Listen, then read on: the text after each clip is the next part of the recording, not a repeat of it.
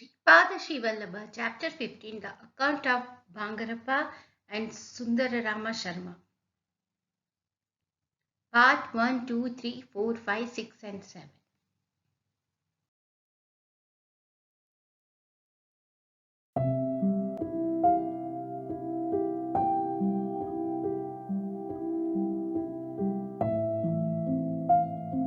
I left Sri Dattananda Swami and continued my journey. As I felt thirsty, I went to a water well nearby. There was also a bucket to draw water from the well.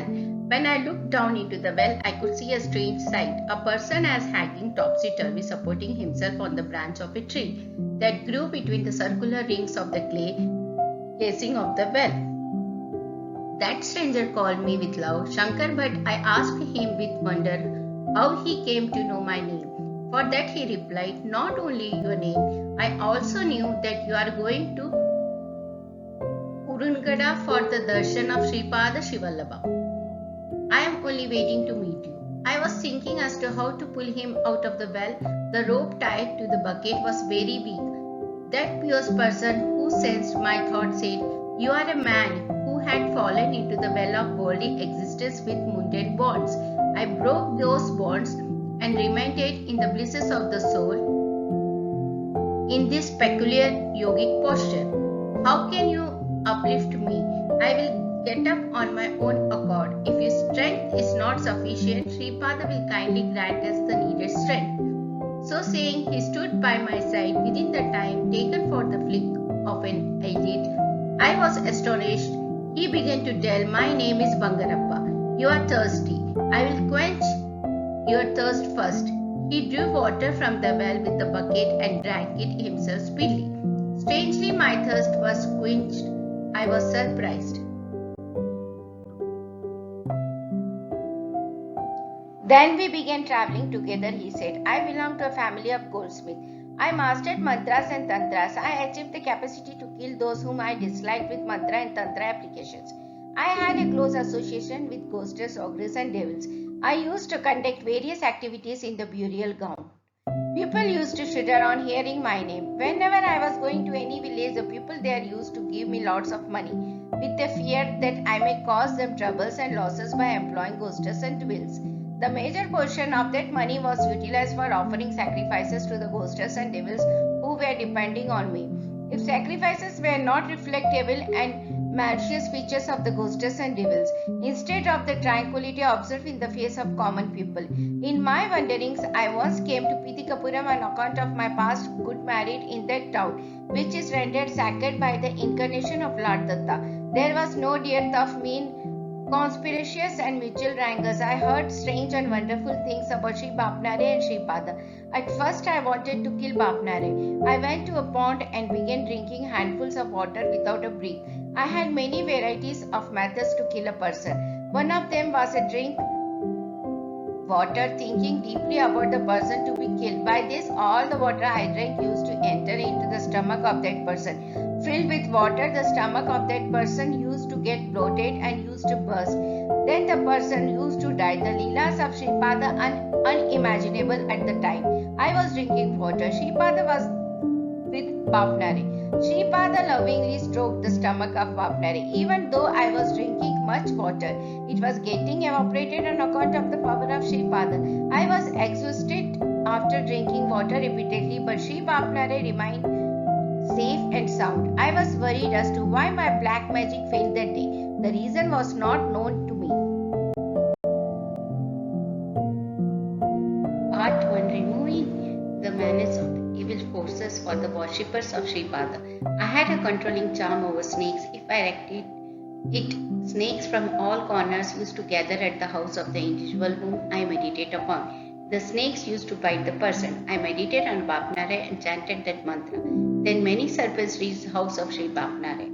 They climbed upon a wooden rails in the house and dangled like snake-gourd vegetables. After a short time, the snakes returned to the places from where they came. In this way, my second attempt also failed. The devils and ghostess who were with me told me bluntly that they cannot go near the house of Sri Bapnare. I understood somewhat vaguely that all this was a sportive play of Sripada. As my demonic nature did not end.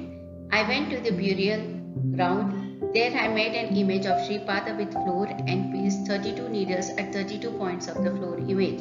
By this process, diseases should have overtaken in the body of Sripada in those points. Not only that, the needles should have changed into a liquid form and should have sunk into the body of Sripada. His whole body should have gotten infested with poison and he should have died. This attempt of mine had also failed. Curiously, during one midnight time, I experienced that excessive water was entering my stomach. It was death agony for me. All the snakes that reached the house of Sri Bapnare due to my snake charm entered my temporary residence in Pitikapuram and bite me. I was having pain in those places in my body exactly where I pierced needles into the floor image of Sripada. In this manner, I suffered from the reactions to my evil actions in my own body. I suffered like hell. I thought it was better to die, but I did not get death. The torments of hell will be known only after death, but I experienced those torments during the night even when I was alive. When confronted with unbearable troubles, any person would turn towards God. I sought in my mind the refuge of Sripada. The form of Sripada appeared before my mental eye and he said, Bangarappa, you are supposed to suffer troubles in the world for many years for your heinous sins and you are also supposed to undergo many punishments in hell afterwards. However, taking mercy on you, I destroyed your sins in this one night. All your evil practices are destroyed. If anyone who is thirsty is visible to you in your mind, when you drink water and quench your thirst, the thirst of that person will assuage even though he is at great distance. There is a yogic practice in which one has to hang upside down. You will derive bliss if you practice it. 2 step into the house of my parents or into the house of Sri Bapnare. Merit of many births is required. You do not have that fortune in this life. Fortune is not something which comes suddenly. Misfortune is not something which is given indiscriminately. When the good deeds of past lives fructify at once, it is called good fortune. When bad deeds yields results at once, it is called bad fortune. As Parameshwara grants us life, only He has the authority to take our life. Since parents grant us birth, they deserve utmost adoration. I will not show my grace on those who neglect their parents in their old age. You subjected many innocent people to untimely death with your diabolical practices. The result of this sin will haunt you till you see a Kannada Brahmin known as Shankar Bhatt. When he is thirsty, you quench his thirst by using your skill. Then your sin becomes completely erased. Then Shankar Bhatt will write my history. At the time of this incident, the age of Sripada was about 7 to 8 years.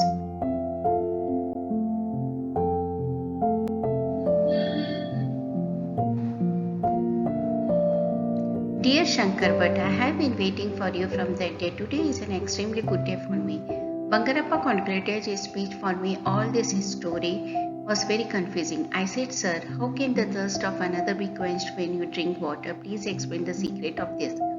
The Bangarappa said, My boy, living creatures who dwell in the Anandmaya Kosha have material influences and have experiences in the material world. Living creatures is Pranamaya Kosha have subtle body consciousness. Living creatures in Manomaya Kosha have connection with the mental world. Living beings in the Vignamaya Kosha have connection with the related world. The living beings in the Andamaya Kosha experiences bliss. By means of a yogic practice, I can coordinate my Pranamaya Shakti with the Pranamaya Shakti of other living beings. By this and by the feeling of identity, this becomes possible through a certain yogic practice in ancient times. Vali was unable to get double the strength of the person who faced him. Therefore, Rama killed Vali from behind a tree. Sri Vishwamitra initiated Rama and Lakshmana into 2 sacred mantras called Bala and Adibala. If the life force is kept ready according to the vibrations of these mantras, one can attract the universal force the innermost area of the universe into his own system. If the body is not pure, extreme pain will be felt at the time of entry of that force into his system. Not only that, unable to retain that force, one may even die. In the order of purity, there are 12 stages in the human body. The body of Sri Rama belongs to the 12th stage. The body of Sri Datta is beyond the stage 12. Therefore, Sripada, who is an incarnation of Datta, naturally has infinite strength, infinite knowledge, and infinite presence. I question, sir, it is said that Ahalya became a stone from the curse of sage Gautama, and that she was redeemed from the curse as soon as the dust from the feet of Sri Rama touched the stone. Had she really become a stone, or is there any secret meaning in this? Bangarappa explained, you asked a good question. Indra was having connection only with the shadow from Ahalya, not knowing it. In great anger, sage Gautama cursed Ahalya to become a rock. Then Ahalya said to sage Gautama, you foolish Rishi, what have you done? Gautama lost his intelligence and became a lunatic. He visited many holy places and regained health by the grace of Lord Shiva. In the evolution of consciousness, the stone is at the lowest stage. Its soul is in a lifeless state. There are many kinds of rocks. The soul in a certain rock gains the experiences of that rock. After those experiences, that soul enters into another class of stone. Another soul enters into the first rock. Only people with yogic vision can how long a certain soul resided in a particular rock. Assume that when a soul was in a particular rock, the rock was broken into two. Then one soul will be in one piece of the rock, another soul will be in the other broken piece. Both the souls undergo some experiences. They do not know what sort of experiences they are undergoing, but when they are in the rock state, they would experience the unlimited pain of their soul. They do not have life, but the experiences of pain would still be there.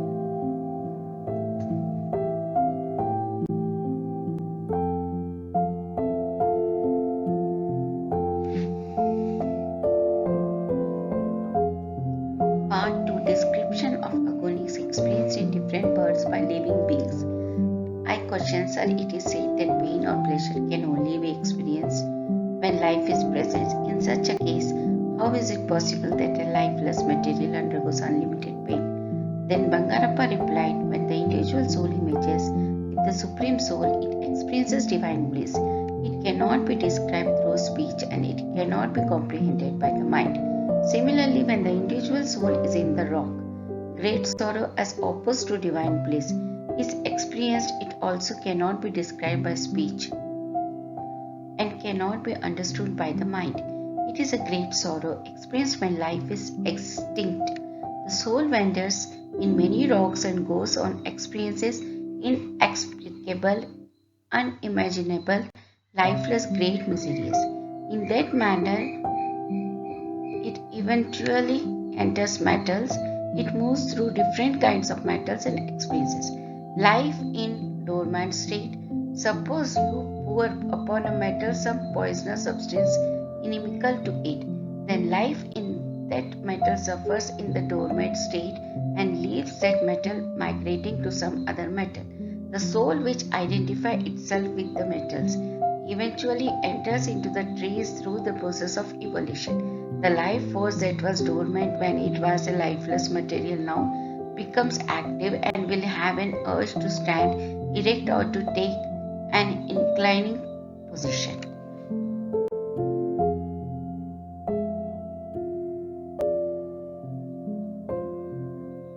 Its roots, which are meant to give it the strength, will pierce through the earth and will facilitate its evolution. Thus, the soul enters many kinds of trees and undergoes many experiences. In this way, it would come out of the stage of 50% life and 50% lifelessness and would further evolve as worms and insects. In this stage, its urge for movement is fulfilled. In this manner, it undergoes many further refinements as various worms and insects and eventually takes the shape of a fish. Then it takes the shape of a bird. After getting experience in the form of variety of birds, it then takes birth as a quadruped. Eventually, it takes birth as a very sacred cow. As she gives milk to people like a mother, She earns merit even without knowing about it. As a bull, it also cooperates with the production of food cereals. In the next birth, it will take to a human body under the influence of mental attitudes. Thoughts will get generated, then they will change into actions. In this fashion, virtuous deeds and sinful deeds are done.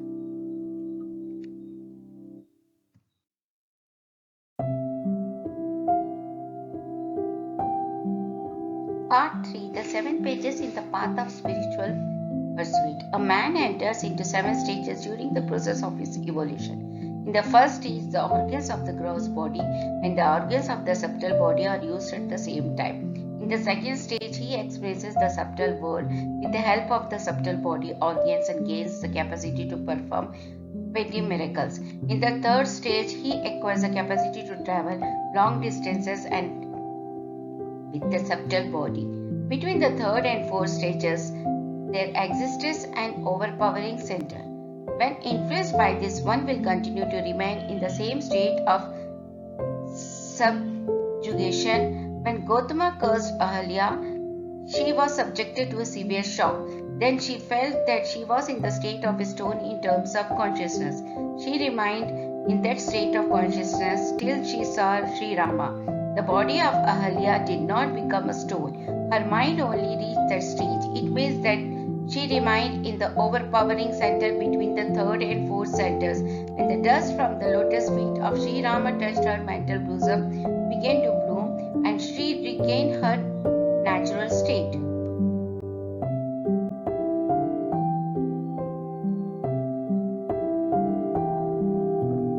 For the soul which reached the fourth stage, extensive yogic powers are added to it.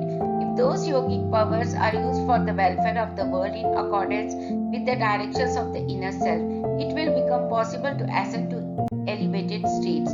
On the other hand, if these powers are used for sinful activities and mean selfish ends, a downfall is certain. The soul will fall back into the rock consciousness. Afterwards, there will be no opportunity to step into human birth unless it passes through thousands of births. Those who are in the fifth stage are the Sankalpa Jananis. The Sankalpa Jananis continues mundane activities while striving for the realizations of God. Those in the sixth stage are Bhava Jananis and they have very little concern for worldly activities. Those who are in the seventh stage attain the wisdom of the infinite Supreme Self. Bangarappa thus concluded.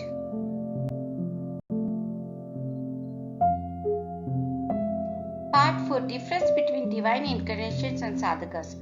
After hearing the words of Bangarappa, some doubts crept in my mind. To clear them, my question, sir, is the evolutionary process limited only to ordinary mortals or will it apply to divine incarnations as well? Then Bangarappa said, incarnations come according to the need of the time. If a man becomes God, he is called Samartha Sadguru. If God comes as man, he is called an incarnation. A fish can swim and move quickly in water. A tortoise can move speedily both on earth and in water. A boar, which means dinosaurs, can run quickly on the ground. The Narsimha incarnations is with the countenance of a lion, the supreme one among animals, and the rest of the body in the form of a man. The Vamana incarnation with the nature of begging came essentially with the attribute of tamas. The incarnation of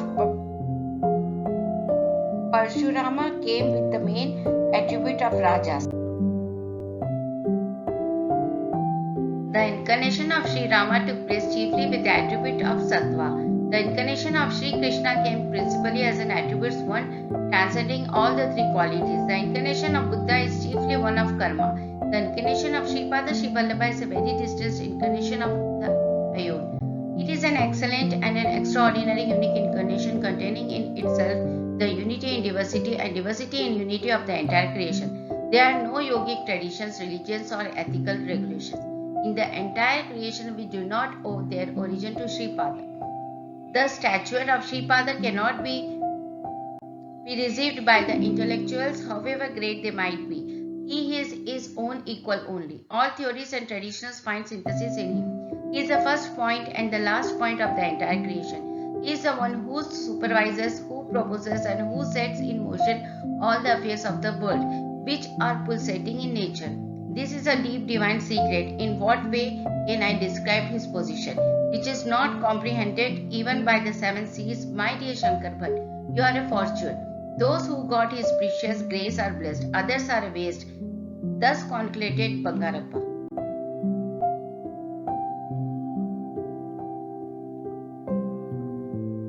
Part 5. Explanation of the results of good deeds and bad deeds. I question, sir, I have a doubt if he is the inspirer of all actions, why some are born as good people, why some others are born as bad people. For that Bangarappa laughed loudly. My boy, you asked a good question. Creation is made with the help of the pairs of opposites. If there is no fear of death, even the mother would not love her child. In the Vedas, the word Purusha was used to mean Atma, but not to suggest the superiority of males. There is much difference between human dharmas and divine dharmas, as there is a difference between human dharmas and animal dharmas. If there are no pairs of opposites, then there is no possibility for development or evolution. If it is said that God is omnipotent, it does not mean that only good powers are in him.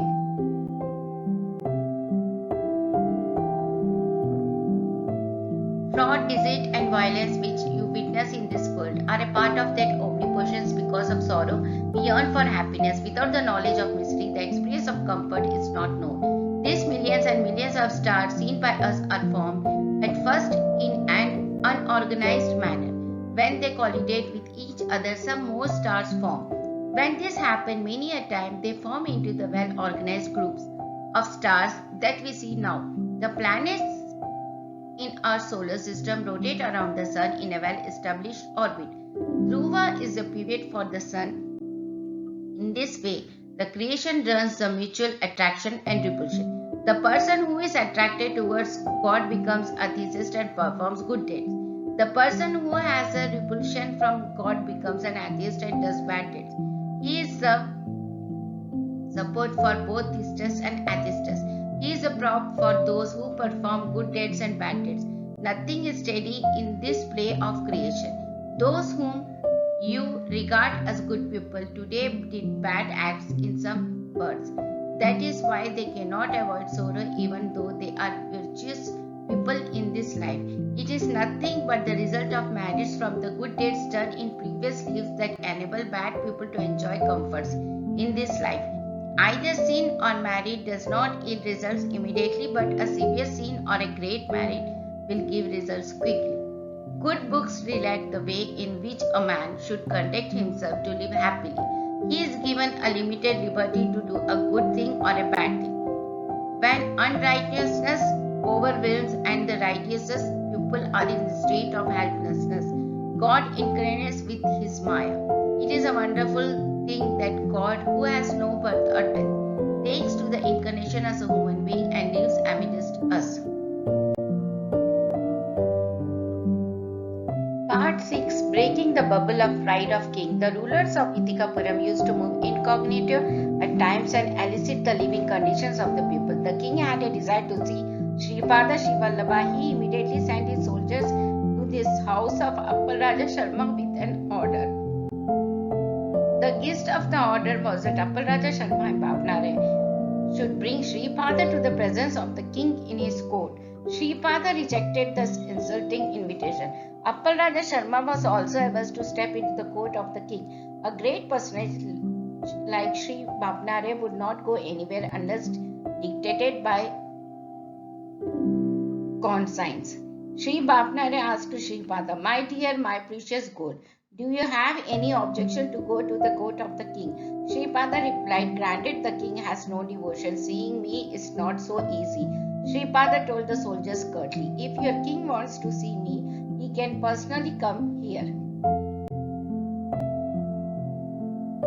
He is a ruler merely for this estate. I am the king of all kings and an emperor for the entire creation. I am the lord of all the worlds. I should not be approached with empty hands.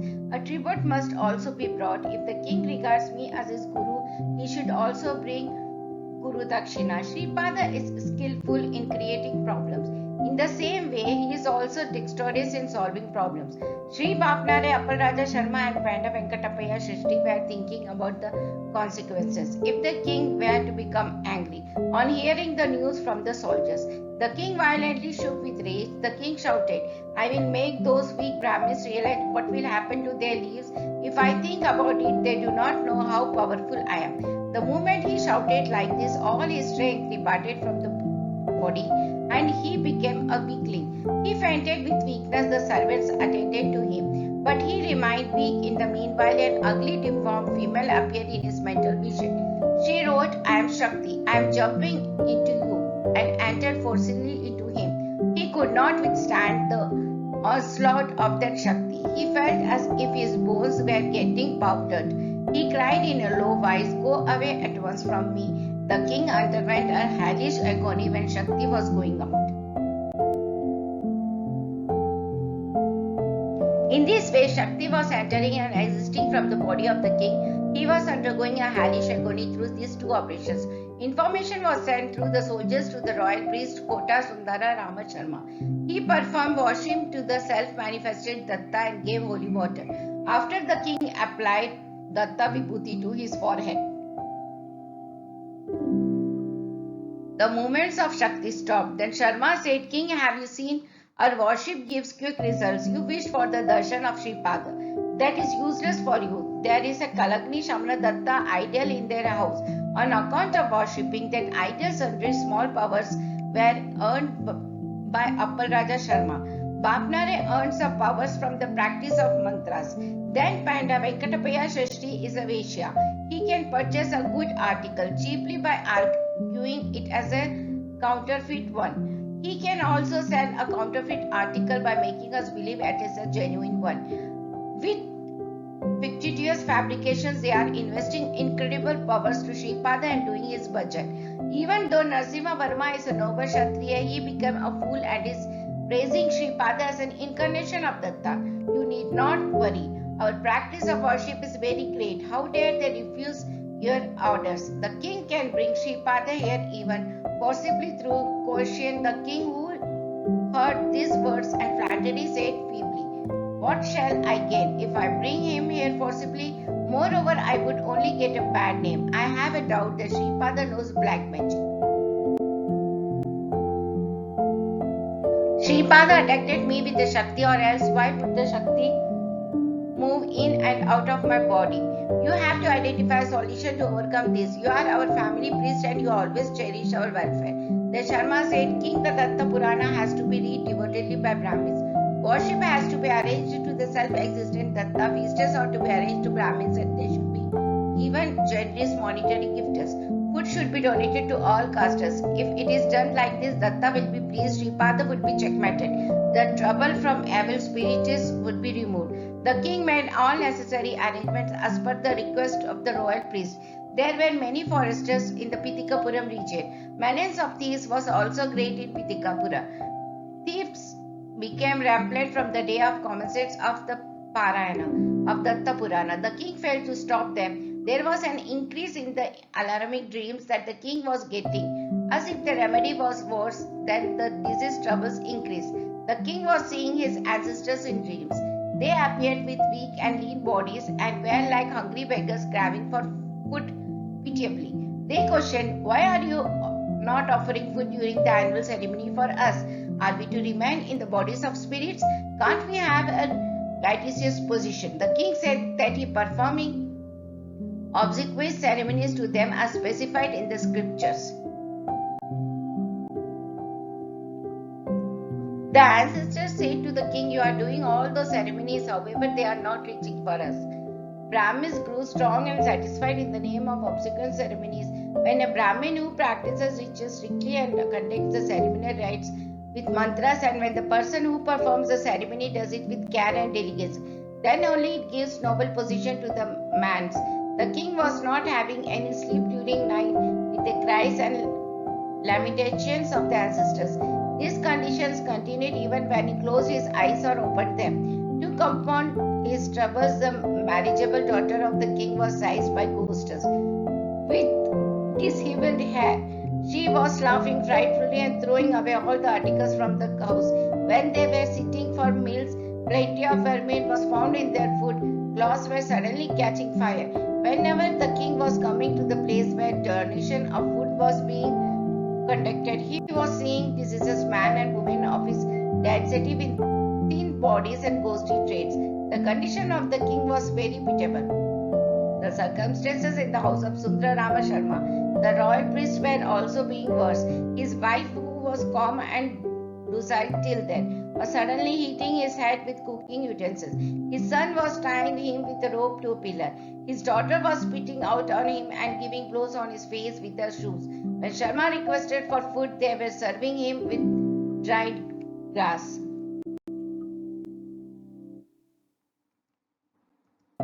If he was not eating it, they were threatening to burn with red-hot iron rod.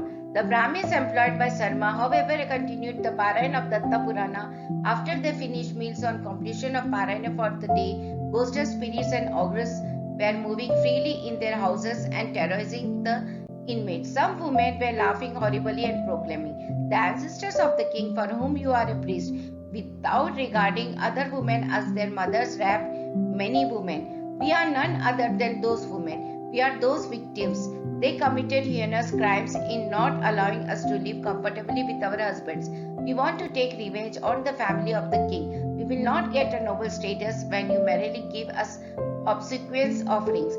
You received large amounts of money from the king. You possessed that tainted money. Therefore, we want to harass your families. The Brahmins who were conducting Parayana, Sundara Rama Sharma and the king were all very frightened with these events. All of them were remarking with anguish and sarcasm. We heard that auspicious results are achieved by devoted reading of Datta Purana, but what is the abnormality? Our reading of this Purana pleased Shankara and is now dancing fiercely along with his orders of ghosts, spirits and devils. Our reading of the Puranas pleased Vishnu. By denying meals to us, he is granting grace to those beggars who sought food. Our reading of the Purana pleased Brahma, and he created those who are harassing us with absence and insulting words. Oh, if by reading of Datta Purana, Brahma, Vishnu and Shiva are so delighted that they are torturing us by words without allowing us to die with the nature Vishnu and exhibiting strange dancing to please devils, spirits and ghosts, then such devotion of Lord Datta is not required for us of many births.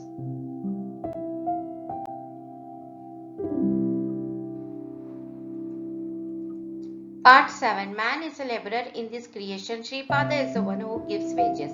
Then the Brahmin Sundara Rama Sharma and the king surrendered to Sripada and sought his refuge. Then Sripada avowed, "Every human being in this creation is only a laborer.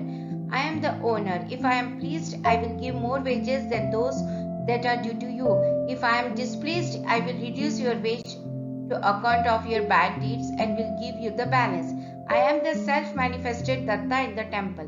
I am the one in the form of Kalagni Shamna Datta. I came in the form of Sripada Srivallabha out of compassion for living beings. How can you derive any result if you worship my face with camphor lights but drive nails in my feet? Who do you think my parents are? Vishnu Datta and his wife mentioned in Datta Purana are born in this Kali Yuga. As my parents Appal Raja Sharma and Sumati Maharani, his lineage is revered by those born in the Vaishya caste. It is a part of the divine plan that I was born on Ganesh Chaturthi.